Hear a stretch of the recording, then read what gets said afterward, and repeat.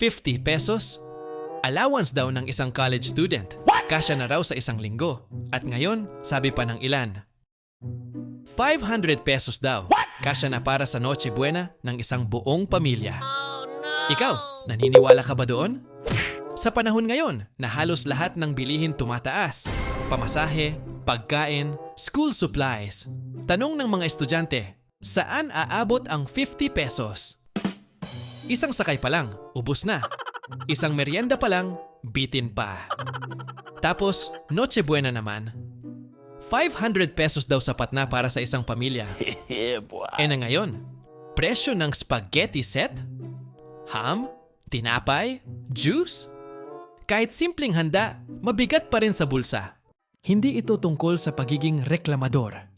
Ito ay tungkol sa totoong cost of living ng mga Pilipino ngayon. Totoo naman, marami ang nagtitipid, nag-a-adjust, nagsusumikap. Pero iba ang pagiging madiskarte sa pagpilit na pagkasyahin ang halagang hindi talaga kasya. Maraming netizens ang nagsabi, hindi realistic, hindi tugma sa presyo ng bilihin, at lalo hindi sapat para sa isang linggo o isang Noche Buena. Kaya, ang mas malaking tanong, hindi ba dapat masuriin ng mga nasa posisyon kung ano ang totoong sitwasyon ng mga estudyante at pamilyang Pilipino? Dahil sa hirap ng buhay ngayon, hindi dapat puro tiis, diskarte at swerte ang basehan. Kailangan din ng policies na tugma sa tunay na presyo ng pamumuhay.